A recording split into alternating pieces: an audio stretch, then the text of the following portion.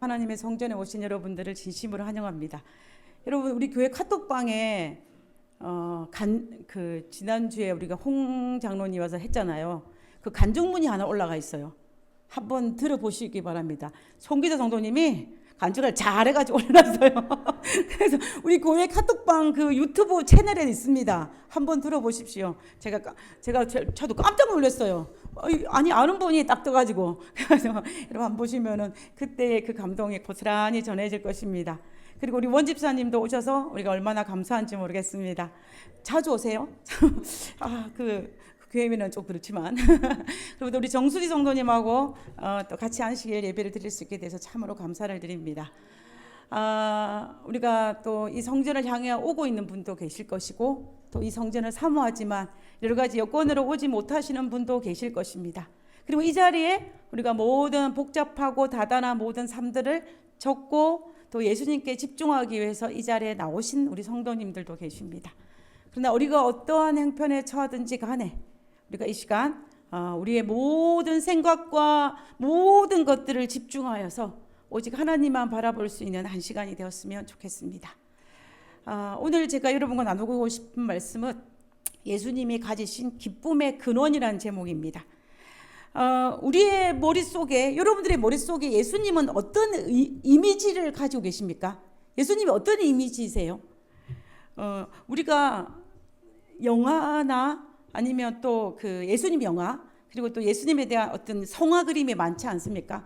그런 여러 가지 많은 그림들이 있고, 또 우리가 성경을 통해서 발견한 예수님의 모습이 있을 텐데, 그 예수님이 우리에게 어떤 이미지일까요? 우리가 크게 예수님에 대한 이미지를 크게 우리가 보면 두 가지가 있습니다. 첫 번째는 어떤 이미지냐면, 첫 번째는 이 이미지예요. 여러분, 익숙한 그림이지 않습니까? 아주 우리가 익히 잘 알고 있는 익숙한 그림입니다. 이 넓은 이마를 가지시고 아주 마음이 넓고 자비롭고 은혜롭고 노하기를 드시하시는 그러한 어떤 예수님의 형상의 모습들을 여러분들이 아마 이 그림을 보면서 생각을 많이 했을 것입니다. 그런데 이 예수님의 모습은 어때요? 아주 진지하죠. 아주 진지하십니다. 무슨 어떤 우울해 보이지는 않지만, 그렇지만은 아주 엄숙하고 아주 경건하여서 어떤 웃음기나 장난기가 전혀 보이지 않은 이런 모습입니다. 우리가 예수님에 대한 영화에서 예수님을 묘사할 때도 아주 대조적으로 예수님에 대한 그 형상을 이런 모습으로 등장하는 예수님의 영화도 있습니다. 그래서 거기를 보면은 예수님이 이 험악한 세상에, 죄로 물든 세상을 바라보면서 예수님의 가슴 아파하시고, 또 그들의 죄를 위에서 십자가에 달려 들어가신 예수님의 그 모습을 포커스를 맞추기 위해서 예수님을 이런 모습으로 어떤 형성화시키는 것을 우리가 볼 수가 있어요. 그리고 또 다른 두 번째 이미지는 이 이미지입니다. 이 이미지인데 이 이미지예요. 이 두 번째 이미지는 웃으시는 예수님의 모습입니다. 정반대의 개념이죠. 여러분들이 예수님 영화 중에 아주 예수님이 활달하고 예수님이 막 쾌활하게 웃으시고 하는 그런 예수님 영화를 보신 적이 있으신지 모르겠습니다. 그런 영화도 있어요. 그래서 예수님의 이미지가 이 두 번째 이런 이미지도 있다는 것입니다. 지금 이 작품이에요. 어떤 사람이 대충 그린 게 아니고 이것은 작품인데, 이것의 제목이, 이 그림의 제목은 웃으시는 예수님이라는 제목입니다. 원래 이것은 캐나다에 1973년도에 이 윌리스 휘틀러라는 사람이 해방자 예수라는 이름을 가지고 이 예수님을 흑백으로 스케치를 했어요. 스케치를 내가 남겨놓았습니다. 근데 그때는 인터넷이 발달됐거나 이러지 않았기 때문에 사람들에게 널리 알려지지 않은 상황이었어요. 그러다가 이제 이분이 돌아가시고 난 다음에 이거냐면 랄프 코작이라는 사람이, 이분은 미국 사람이에요. 이분이 이 그림을 보고 깊은 감동을 받았습니다. 깊은 감동을 받아가지고 이 그림에 약간 손을 봤습니다. 색깔을 칠했어요. 색깔을 칠해가지고 그때부터 이제 이 그림을 인터넷이나 이런 사람들에게 알리기 시작했습니다. 그래서 이 웃으시는 예수님이라는 제목도 살짝 바꾸고, 그래서 이제 이분께서 오늘날 많은 사람들에게 이 모습을 등장하는 것을 볼 수가 있는 것입니다. 자, 여러분은 이 두의 다른 완전히 다른 캐릭터를 가진 이 인간이 모사하고 있는 예수님의 형상이 있는데 여러분은 그 중에서 어디가 예수님의 형상이라고 생각하십니까? 여러분들이 어떤 것이 예수님의 형상인지를 한번 생각해 봤으면 좋겠습니다.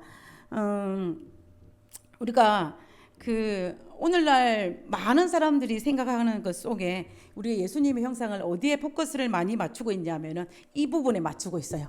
이 첫 번째 그림. 왜 첫 번째 그림을 많이 맞추고 있냐면은 우리가 많은 사람들 생각 속에는 아마도 예수님이 우리를 구원하기 위해서 이 세상의 죄의 결과로 말미암아 다가오는 수많은 죄악의 모습과 또 우리를 구속하기 위한 염려와 이런 모든 것을 가지고 그것을 표현하기 위해서 첫 번째 그림을 묘사하는 경우들이 많은 것 같습니다. 물론 그럴 수도 있을 거예요. 성경에도 실제적으로 예수님이 이런 모습으로 등장하는 그런 걸 상상할 수 있는 성경 본문이 많이 있습니다. 우시더라. 대표적인 모습이죠. 그죠? 우시더라. 그리고 예수님께서 또 그들을 보고 눈물을 흘리시고 예루살렘을 보고 눈물을 흘리시고 또 그들을 긍휼히 여기시는 그런 모습들을 볼 때 또 이 첫 번째 그림의 예수님의 캐릭터가 어쩌면 맞을 수 있다는 생각을 한다는 것입니다. 근데 그러면은 우리가 정확하게 알 수는 없지만 우리는 성경을 통해서 예수님이 어떤 성향을 가졌는지를 우리가 한 번 정도는 살펴보는 것이 필요한 것 같아요. 그래서 많은 사람들이 첫 번째 예수님의 모습을 것을 우리가 보는데 제가 언제 있었던 이야기냐면 제가 학교 다닐 때 재림연수원을 가을 학기에 반드시 가야 됐어요. 의무입니다. 왜 가야 되냐면은 일주일 동안 가가지고 일주일 동안 말 한마디도 못하게 하고 침묵 수련해서 영성 훈련을 시켜요. 그게 이제 여기는 나의 선택 상황이 아니에요. 반드시 가야 됩니다. 그런데 이제 그래서 제가 기억하기는 이제 3학기 정도 되었었던 것 같아요. 3학기 때 제가 여기를 갔습니다. 4학기겠네요. 4학기 때 여기를 갔는데 매 학기마다 아니고 1년에 한 번, 총 제가 3번을 여기를 갔었는데 두 번째 제가 여기를 갔을 때 어떤 일이 있었냐면은 갈 때는 영성 훈련이긴 하지만 버스를 대절을 해요. 버스를 대절해 가지고 그 학교의 학생들이 그 버스에 다 타가지고 함께 움직입니다. 그러니까는 대학원생들이 다 함께 움직이다 보니까는 아무리 내가 영성훈련하기 위해서 간다 할지라도 한 버스 안에 친구들이 같이 있으니까 어떡하겠습니까? 이야기하는 거예요. 이야기하고 수다 떨고 그러다 보니까 자연적으로 우리 목소리 톤이 높아지고 완전히 이렇게 시끌벅적하게 될 밖에 없는 그런 상황이 된 것입니다. 그래서 조금 지나고 보니까 그 버스 안이 어떤 모습으로 바뀌었냐면 완전 혼란스럽게 바뀐 거예요. 시끄럽게. 그런데 그런 순간에 갑자기 어떤 한 학생이 벌떡 일어나더니 아니 신학생들이 경건하지 못하고 경박스럽게 이렇게 떠든다고 막 여단을 치는 거예요. 우리는 깜짝 놀라가지고 그렇게 떠들던 이 버스 안이 조용해졌습니다. 이분은 어떤 분이냐면은 20대 후반에 예수님을 받아들였어요. 그래가지고 근데 예수님 받아들였는데 너무 좋아가지고 이 열정을 어떻게 주체를 못해가지고 그분이 천명선교사를 갔어요. 천명선교사를 갔다가 돌아와가지고 이제 신학 공부를 시작하고 있는 중이었습니다. 이제 신학 공부를 하기 위해서 이제 학교에 들어온 지 얼마 되지 않은 상황이었어요. 얼마 되지 않은 상황이었는데 근데 그분 나이가 좀 많았어요. 그때 학생들은 보통 20대 후반이나 이렇게 됐는데 그분은 30대 초중반이었어요. 제가 정확하게 나이는 기억하지 못하지만 그때 나이가 아마 33살 이 정도 됐던 것 같아요. 그러니까 나이는 나이는 우리보다 많고 학교는 이제 들어온 지 얼마 안 됐지만 그분이 이 학교 그 버스 안에서 신학생들이 경박스럽게 막 읽는다고 막 뭐라 하니까는 어떻게 하겠습니까? 그냥 버스 안이 조용해졌어요. 이분의 머릿속에는 하나님을 섬기는 것은 아주 경건하고 또 우리가 아주 얌전하고 하나님 앞에 아주 묵상을 잘하는 그런 모습으로 기억을 했던 것 같아요. 지금은 그리고 졸업하고 난 다음에 그분을 한 번도 못 뵀어요. 지금 목회를 하고 있는데 아마 지금도 그분이 아주 경건한 모습일지 그건 제가 잘 모르겠습니다. 그러나 어찌되었든지 간에 우리가 많은 경우에는 예수님이 아주 엄숙하고 근엄한 모습으로 우리가 기억을 한다라는 것입니다. 자, 여러분들이 생각하고 있는 그 예수님의 모습은 어떤 표정일까를 한번 생각해 보시기 바랍니다. 예수님은 어떤 표정일까?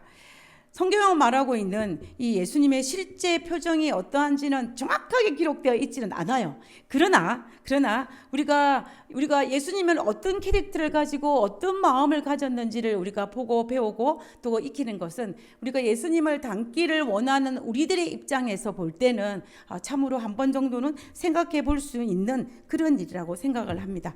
그래서 오늘은 제가 이 말씀 속에 있는 부분을 찾아서 예수님의 이 두 번째 모습에 포커스를 맞춰서 우리가 한번 살펴보기를 원하는 것입니다.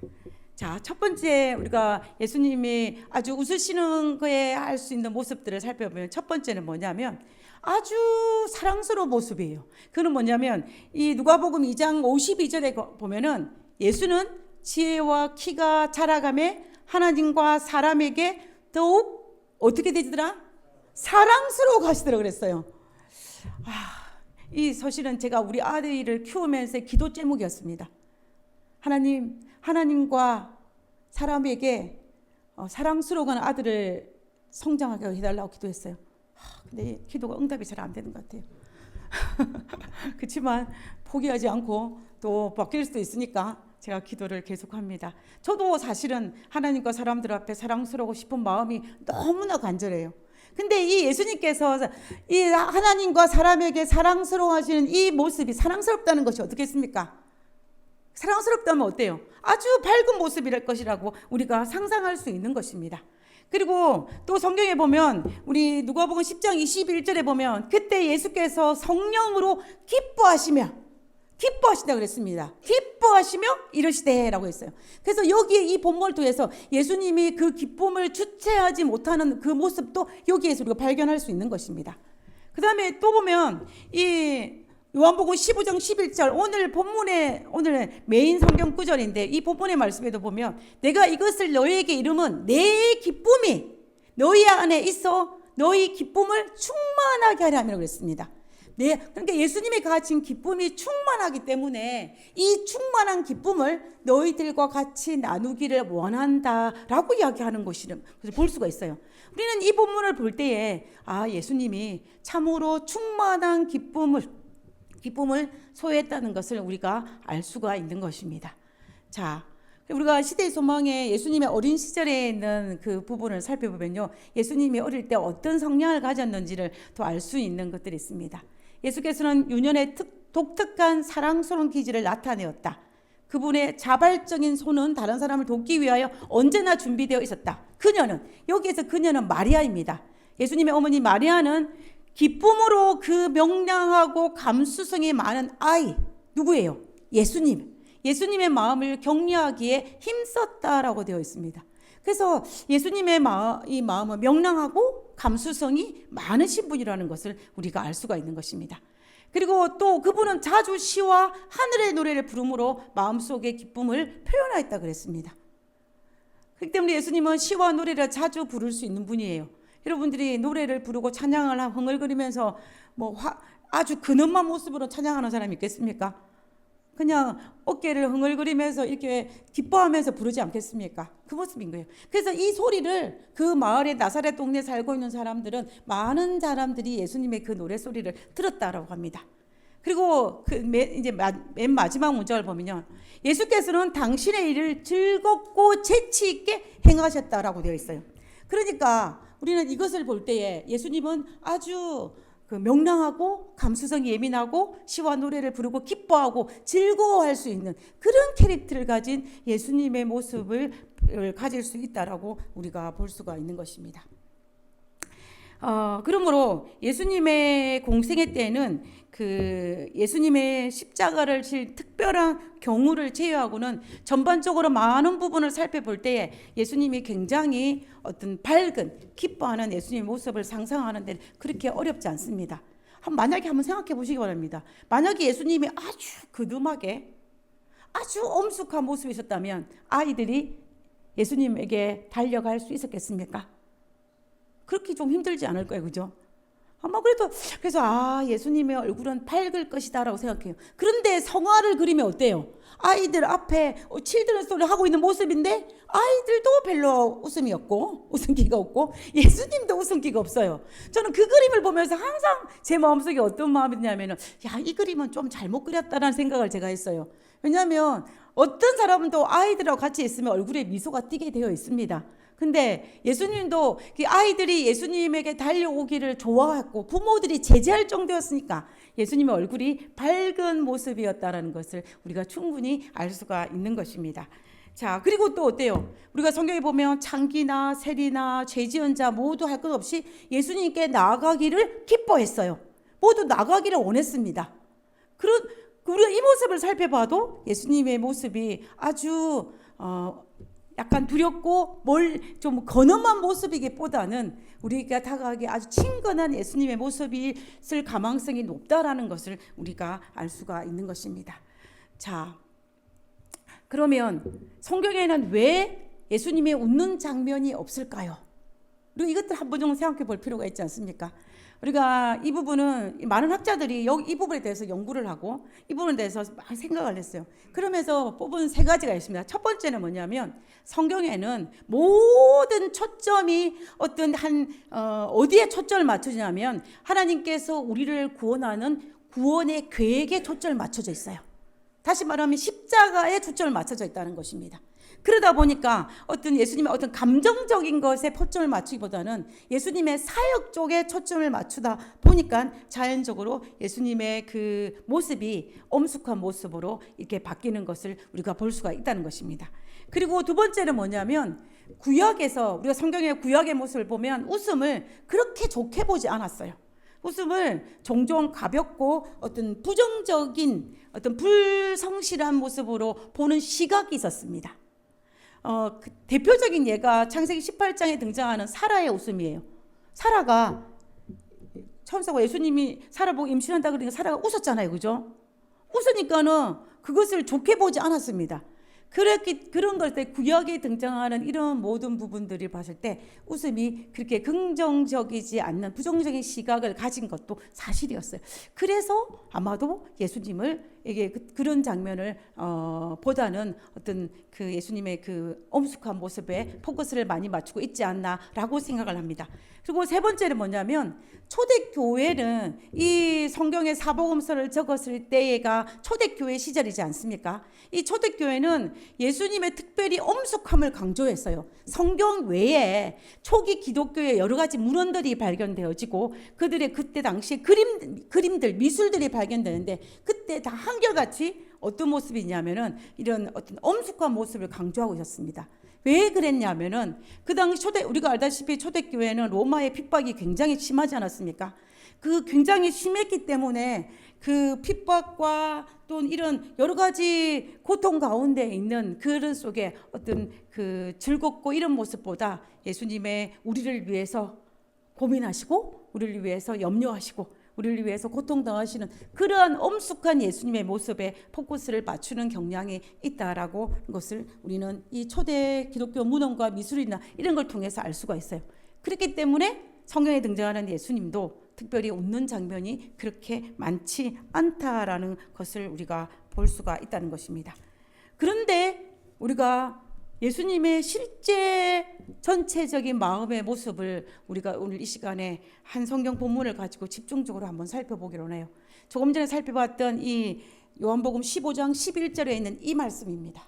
이 말씀. 내 기쁨이 예수님이 지금 이 기쁨이 너희 안에 있어서 너희가 기쁨이 충만하게 되기를 원한다고 말씀하신 이 15장에 예수님의 기뻐하는 이 모습을 우리가 한번 살펴보기를 원합니다. 자, 우리가 이 요한복음은요, 요한복음의 특징이 여러 가지가 있는데 그 중에 하나가 뭐냐면 요한복음은 다른 복음서에 비해서 시간 순서별로 기록되어졌습니다. 어떤 복음서는 시간 순서별로 기록되어지지 않았어요. 앞에 있는 것이 뒤에도 있고 뒤에 있는 것이 앞에도 이게 뒤죽박죽 섞여 있어요. 근데 특별히 이 요한복음은 시간적인 순서별로 기록한 것으로 요한복음의 특징 중에 하나입니다. 그러면 제가 이걸 하나 가져왔습니다. 지금 이 요한복음 13장에 어떤 사건이 등장하냐면 이 예수님의 순환주간에 있었던 목요일 저녁에 있었던 이 어떤 것 최후의 만찬에 대한 기록이 요한복음 13장에 등장해요. 그리고 요한복음 18장에는 뭐가 등장하냐면 예수님께서 잡히시는 장면이 등장을 합니다. 그러면 그 사이에 있는 요한복음 14장, 15장, 16장, 17장의 내용은 어떤 내용이냐면은 예수님께서 성만찬과 그 잡히는 그 사이에 일어난 사건들을 기록한 거예요. 그럼 다시 말하면 이제 예수님이 그 잡히다는 것을 알고 얼마 남지 않은 시간에 내가 조금만 있으면 십자가에 달려가는 걸 알고 있던 그 시간에 제자들에게 여러 가지 말을 나눌 때에 했던 말이 14, 15, 16, 17장이라는 것입니다. 자, 이제 조금만 있으면 내가 잡히고 채찍질 당하고 십자가에 못 박히고 제자들은 나를 버리고 그리고 베드로는 나를 부인하고 그리고 다른 사람 나를 저주하고 조롱하고 이렇게 될 거예요. 이런 모든 것을 알고 있는 그 상황 속에서 예수님이 뭐라고 말씀하셨냐면은 내가 뭐라 그런 거예요? 내가 너무 기쁘다는 것입니다. 내 기쁨이 너희 안에 있어 너희의 기쁨으로 충만하게 되기를 원한다는 거예요. 그러니까는 예수님의 기쁨은 주변의 환경과 상관없는 기쁨이에요. 우리 같으면 기뻐할 수 있겠습니까? 염려하지. 도망은 못 갈지라도 염려할 것 같아요. 그 마음에 평안이 없을 것 같습니다. 근데 예수님은 그 평안의 단계를 뛰어넘어서 그의 마음속에 기쁨이 가득한 거예요. 그 기쁨이 너무 충만해서 나도 이 기쁨을 가진데 너희들도 이러한 기쁨을 가졌으면 좋겠다라고 이야기하는 것입니다. 그래서 예수님께서 도대체 이 십자가의 죽음을 앞두고 어떻게 기뻐할 수 있었을까를 우리가 생각해 볼 필요가 있어요. 생각해 볼 필요가 있는 것입니다. 예수님께서 그 십자가의 죽음을 앞두고 어떻게 내가 기뻐할 수 있었는지를 우리가 한번 생각해 보는 것입니다. 예수님은 그 십자가의 그 아픔을 우리가 한번 살펴보도록 하겠습니다. 예수님은 십자가의 그 아픔을 이렇게 자기의 기쁨을 십자가의 그 아픔보다에서 뛰어넘은 그 기쁨을 어떻게 설명을 했느냐면 이렇게 설명을 했어요. 요한복음 17장 21절에 있는 말씀입니다. 17장 21절에 있는 말씀입니다. 한번 읽어주겠습니까? 다 같이 한번 읽어보도록 하겠습니다. 여자가 해산하게 되면 그때가 이르렀으므로 근심하나 아기를 낳음에 세상에 사람 난 기쁨으로 말미암아 그 고통을 다시 기억하지 아니하리라. 지금은 너희가 근심하나 내가 다시 너희를 보리니 너희 마음이 기쁠 것이요 너희의 기쁨을 빼앗을 자가 없을 것이다 라고 이야기하고 있습니다. 여러분 예수님께서 자신이 가진 기쁨을 어디에 비유를 했냐면요, 아이를 임신한 여인에게 비유를 했어요. 해산을 앞둔 여인에게 비유한 것을 볼 수가 있습니다. 제가 우리 예준이를 35살에 임신해가지고 36살에 애를 낳았어요. 그때 우리 예준이가 굉장히 통통했습니다. 했는데 제가 제 주변의 모든 사람들이 자연분만을 했기 때문에 저도 자연분만을 할 거라고 당연히 생각을 했어요. 그런데 이제 10달에 탔는데 제가 지금도 기억하는 것은 토요일 날 오후에 교회에 있는데 산통이 왔어요. 야, 이제 드디어 아기를 낳을 때가 됐구나. 그래가지고 이제 그러면서도 오후에 뭐 빨리 하필 그때 저희 교회 청년 중에 한 분이 산부인과 그 지망한 학생이 있었어요. 인턴하는 학생이 있었는데, 학생이라 하면 안 됐죠. 그 의사분이 있었는데 그 친구가 지금은 놀 거 없으니까 괜찮다는 거예요. 그래서 교회에 있는데 산통이 와도 교회에 있었어요. 그리고 저녁에 집에 가고 왔었는데, 그래가지고 제가 이 아이를 제왕절개를 해서 언제 낳았냐면 화요일 날 오후 2시에 낳았어요. 그러니까 토요일 날, 일요일 날, 월요일 날, 화요일 날 4일 동안 진통을 했습니다. 4일 동안 무통주사도 맞고 마취제도 맞고 제왕절개도 하고 할 수 있는 모든 것들을 다 해서 제가 이 아이를 출산을 했어요. 근데 그렇게 얼마나 4일 동안 힘들었는지 아이를 이제 그 제왕절개를 낳고 난 다음에 저랑 우리 목사님이 완전 초토화가 됐어요. 육체적으로 바닥을 쳤어요. 더 이상 움직일 힘도 없는 거예요. 저뿐만 아니라 옆에 있는 우리 목사님도. 그래가지고 이제 다 기진맥진하고 있는데 이제 그 간호사 되시는 분이 이 아이를 씻겨가지고 포대기에 다 싸가지고 저에 딱 갖다 주더라고요. 그때 얼마나 이쁜지 너무 이쁜 거예요. 제 눈에. 제가 너무 이뻐서 4일 동안 아팠던 것이 하나도 생각이 안 나는 거예요. 정말로 거짓말 안 하고. 제가 그래서 제가 어린 그 베이비 예주를 만날 때 그 기쁨이 앞에 4일 동안 진통한 것을 다 잊어버리게 하는 그러한 기쁨이었습니다. 예수님께서 그분이 가진 그 기쁨을 뭐라고 설명을 하셨냐면은 예수님은 나의 아버지를 만나는 그 기쁨이라고 이야기하고 있는 것을 볼 수가 있어요. 우리가 한번 성경 본문을 보겠습니다. 내가 갔다가 너희에게로 온다 말을 너희가 들었나니 내가 살아가야라면 내가 아버지께로 감을 기뻐하였으리라. 내가 아버지께를 만나니 얼마나 기쁘냐. 그래서 내가 기쁘다는 거예요. 내가 지금 눈앞에 십자가가 있고 내 제자가 나를 배신하고 그리고 모두가 나를 조롱하고 떠난다 할지라도 그럼에도 불구하고 내 마음속에는 아버지를 만날 거기 때문에 내가 너무 기쁘다는 것이다. 그래서 이 기쁨이 다른 어떤 것이라도 이 기쁨을 억누를 수 없다는 거예요. 이 기쁨을 너희도 같이 함께 하기를 원한다라고 이야기하고 있는 것을 볼 수가 있는 것입니다. 그래서 예수님의 이 기쁨은 하나님과 예수님 사이에 있는 관계에서 오는 기쁨이에요. 그러면 우리가 해야 될 기쁨은 뭐예요? 아버지와 하나님과 예수님과 우리 사이의 관계에서 오는 그 기쁜 마음을 우리 마음에 가져야 된다는 것입니다. 예수님은 이 땅에 33년 6개월을 사시는 동안 힘든 일이 왜 없었어요? 많았잖아요. 그럼에도 불구하고 그 밤에 새벽 기도를 하고 밤중 기도를 하고 기도를 하면 그분이 새 힘을 얻고 다시 그 사역을 하시는 예수님의 모습을 바라볼 때에 우리는 그분이 주변에 여러 가지 힘든 일이 있었지만 그럼에도 불구하고 하나님과의 그 관계에서 오는 그 기쁨으로 그 마음에는 그 기쁨이 항상 넘쳤다는 것을 볼 수가 있는 것입니다. 그래서 십자가가 눈앞에 있어도 예수님의 마음속에는 어때요? 기쁨을 주체하지 못하는 예수님의 마음을 우리가 볼 수 있다는 것입니다.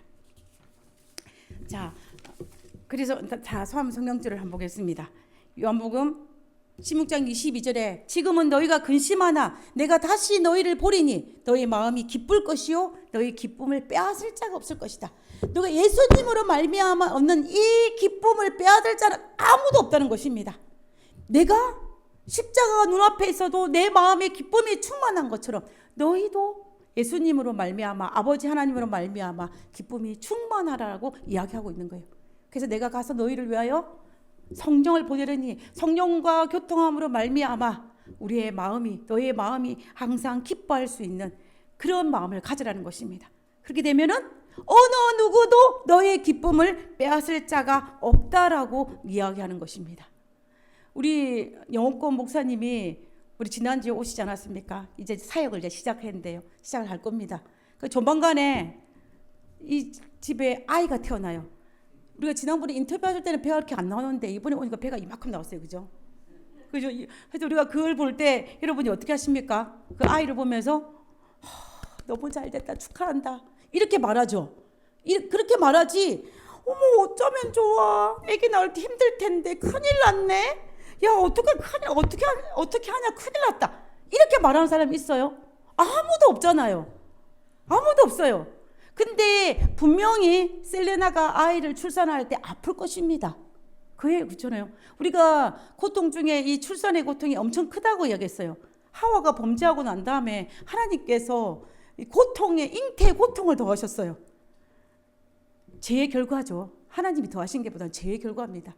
근데 그걸 알면서도 우리는 축하하고 다 같이 기뻐하고 다 같이 행복해하는 것입니다. 왜냐하면 출산의 고통이 아무것도 것이 아니라 그 이후에 새로운 아이를 만날 기쁨이 그 고통을 능가하다는 것을 우리가 알기 때문이에요. 그래서 우리가 예수님께서 우리에게 주시는 가진 그 기쁨이 바로 그 기쁨이라는 것입니다. 제가 밴쿠버에 있을 때 제가 대단한 어머니를 본 적이 있는데 이 어머니는 어떤 사람이냐면 임신을 하면 임신 중독이 너무 심해요. 입덧을 하고 먹지 못하는 그런 차원의 입덧이 아니에요.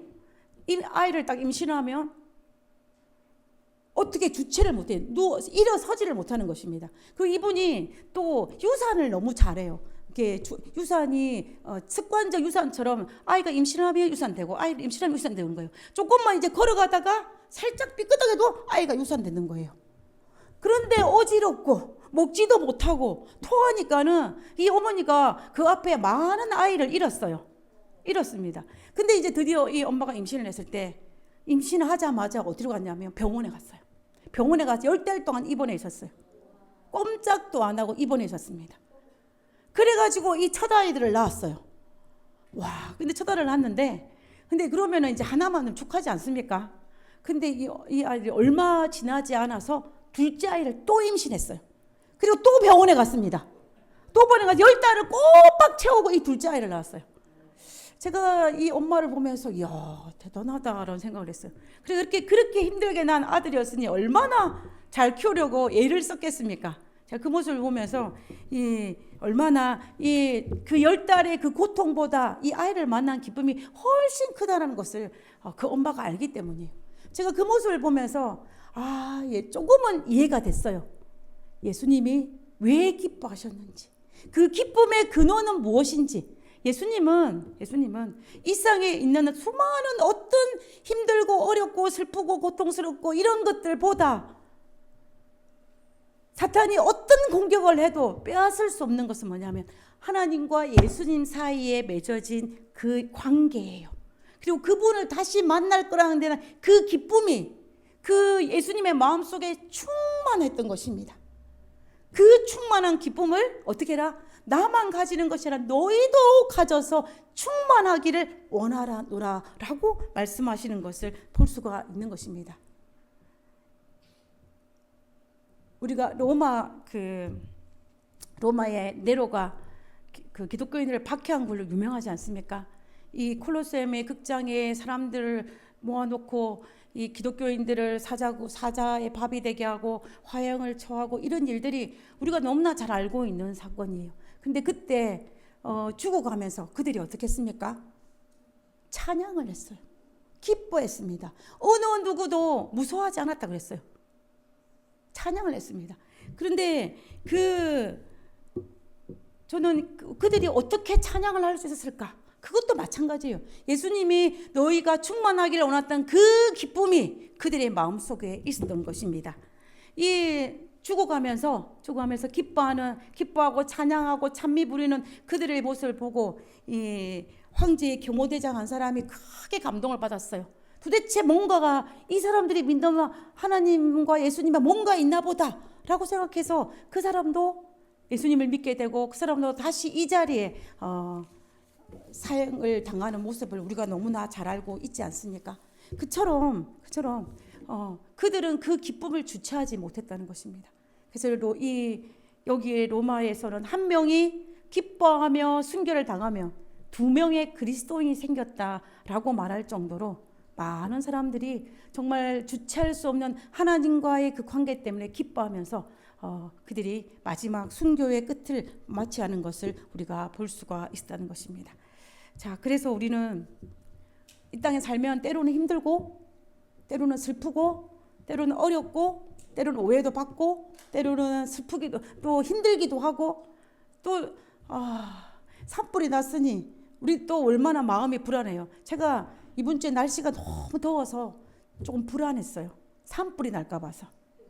저는 날씨가 더우면 불안한 마음이 들더라고요. 여기는 더우면 불이 나요. 그래서 너무 더운 것도 불안해지는데. 그런데 그만큼 우리의 삶이 복잡다단하는 그런 삶 속에 살아있다는 것입니다. 근데 그런 환경에도 불구하고 우리는 이 자리에 왔습니다. 왜요? 예수님 때문에 왔어요. 하나님 때문에 왔습니다. 그 하나님이 우리를 위해 제공하신 그것 때문에 우리가 이 자리에 왔다는 것입니다. 그래서 예수님을 가졌던 그 기쁨이 우리가 예수님을 그 마음을 가짐으로 말미암아 우리도 주변에 어떤 상황이 있다 할지라도 우리 마음에 기쁨을 넘칠 수 있는 그런 우리가 되었으면 좋겠습니다. 예수 그리스도께서 정말로 아버지를 만나는 그 기쁨에 충만했던 것처럼 우리도 예수님과 하나님을 만나는 그 기쁨을 충만함으로 말미암아 이 험난한 세상을 넉넉하게 살아갈 수 있는 우리가 되었으면 좋겠습니다. 사탄은요, 우리가 이 기뻐하는 마음을 빼앗으려고 그가 할 수 있는 모든 것들을 다 동원합니다. 우리를 자극해요. 우리가 기뻐하지 못하도록, 우리가 우리의 시선과 우리의 모든 것들, 관심을 예수님을 만나는 그 기쁨보다 지금 당장 눈앞에 있는 것을 바라봄으로 내 아이의 기쁨을 빼앗으려고 온갖 방법을 다 동원한다는 것입니다. 그러나 그럴지라도 예수님이 기뻐하셨던 것처럼 우리도 예수님 안에서 예수님을 만날 그것을 고대하면서 우리가 기뻐할 수 있는 우리 모두가 되었으면 좋겠습니다. 그래서 내가 이것을 너희에게 이루면 내 기쁨이 너희 안에서 너희 기쁨을 충만하게 하려 함이라. 이 말씀을 우리는 계속 반복하여 생각해야 될 것입니다. 십자가를 눈앞에 두고 예수님의 그 기쁨이 우리에게 주기를 갈망하셨던 그 말씀을 우리는 기억해야 한다는 것입니다. 그러므로 우리는 예수님이 가진 그 기쁨의 원인과 그것을 깊이 생각하고 묵상하고 또 우리의 삶의 실천함으로 말미암아 우리 환경에 의해서 내 기쁨과 슬픔이 좌지우지되는 것이 아니라 그 전혀 상관없이 하나님으로 인하여 기뻐할 수 있는 그런 우리 모두가 되었으면 하는 마음이 간절합니다. 여러분, 바울과 실라를 기억하시죠?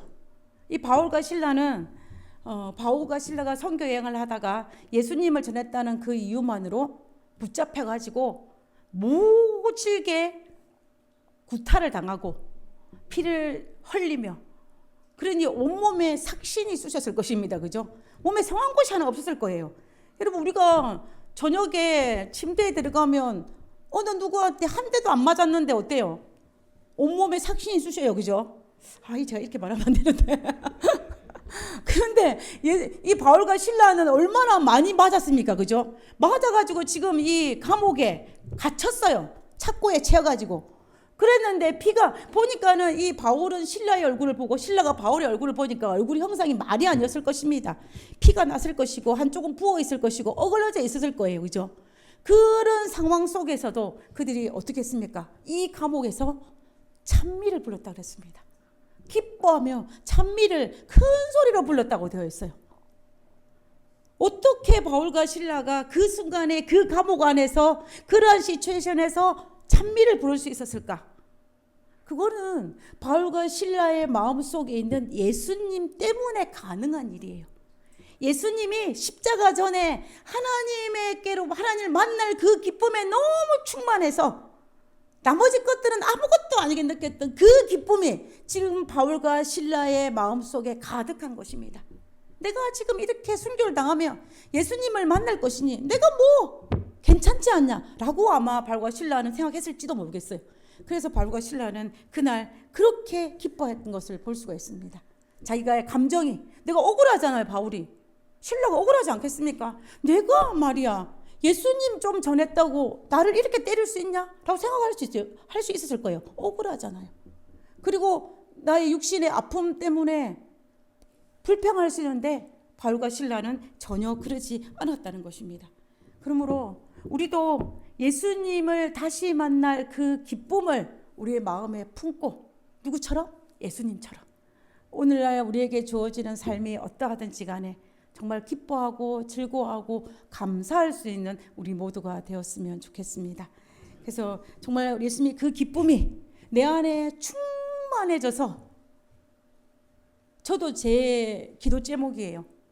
하나님의 그 사랑이 내 안에 충만하게 가득 차서 내가 어떤 상황과 어떤 환경과 상관없는 기쁨과 감사와 찬양과 어떤 편안함과 안락함을 누릴 수 있는 그런 그리스도인을 살고 싶은 마음이 제 마음에 가득합니다.